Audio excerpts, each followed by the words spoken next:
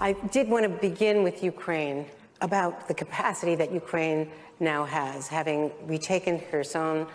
Do they have the capacity for a counteroffensive to even approach Crimea and try to break that land bridge? Yeah, I think, so as we're looking at the trajectory of the conflict kind of going through the next several months, honestly, we're seeing a kind of a reduced tempo already of the conflict. Most of the fighting right now is around Bakhmut and the Donetsk area, and sort of a slowdown with the withdrawal of Russia from the sort of western Kherson area to the east of the river. And we expect that's likely to be what we see in the coming months. And then once you get past the winter, the sort of question is, what will the counteroffensive look like potentially in the spring, in effect in March and in that area? And we expect that, frankly, both militaries are going to be in a situation where they're going to be looking to try to refit, resupply, in a sense, reconstitute so that they're kind of prepared for that counteroffensive. But we actually have a fair amount of skepticism as to whether or not the Russians will be, in fact, prepared to do that.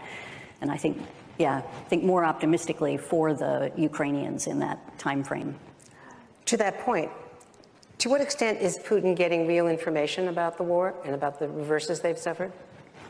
What I can say is that Putin was surprised by his military's sort of lack of performance and the fact that they did not accomplish more. I do think he is becoming more informed of the challenges that the military faces in Russia, but it's still not clear to us that he has a full picture at this stage of just how challenged they are. And I mean, we see shortages of ammunition, poor morale, supply issues, logistics, a whole series of concerns that they're facing. You said in June that he had not changed his objective to retake Ukraine. Do you think that's changed at all?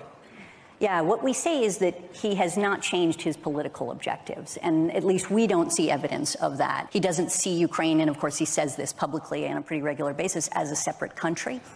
He sees it as part of, in effect, his, sovereign national ambit. And I think the challenge is, what does that mean for his near-term military objectives? Are they going to be as expansive as they were at the beginning, or does he at some point recognize that he's incapable of doing what it is he intended to originally and sort of downscale what it is that he's willing to accept for now? I think our analysts would say, he may be willing to do that on a temporary basis with the idea that he might then come back at this issue at a later time. How quickly is Russia burning through its military stockpiles of munition? I think I can give you precise numbers in this fora, but quite quickly. I mean, it's really pretty extraordinary. And our own sense is that they are not capable of indigenously producing what they are expending at this stage. So that is going to be a challenge, and that's why you see them going to other countries effectively to try to get ammunition. And of course, we've indicated that their precision munitions are running out much faster in many respects. They have a lot of stockpiles. How viable those stockpiles are, how much they have, what they can use in different conflicts are obviously all questions that we look at quite carefully with our allies and partners.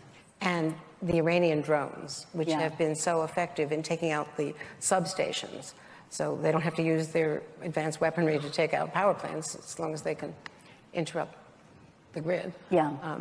Do we also see evidence? There have been reports that Iranians are on the ground. Are they on the ground helping them to actually manufacture these drones?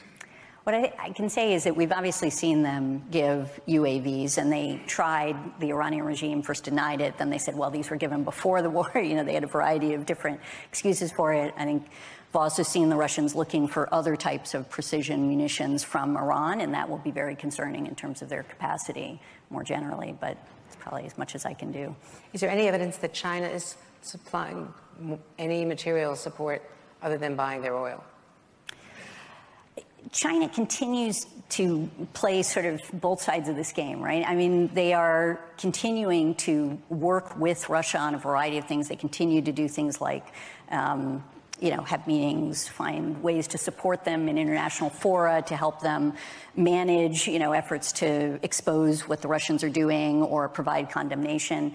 And they are providing different forms of assistance. We have not indicated publicly we don't see anything that is determinative of military assistance, but there are things on the margins of that that, you know, concern us, and we'll obviously keep watching this. And finally, on Russia, I want to ask you about Putin.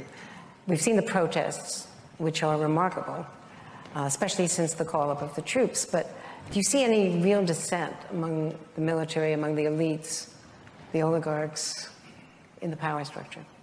I mean, we've seen increasing, essentially, dissent among the elites, and, you know, you've seen mayors speak out. You've seen some of the sort of more significant figures in Russia, you know, provide more critical views of the war and what's happening in Putin than you have in the past, but nothing that amounts to likely regime change, but it could shape some of his decision-making, and I think that's the space that we frequently are kind of trying to understand better.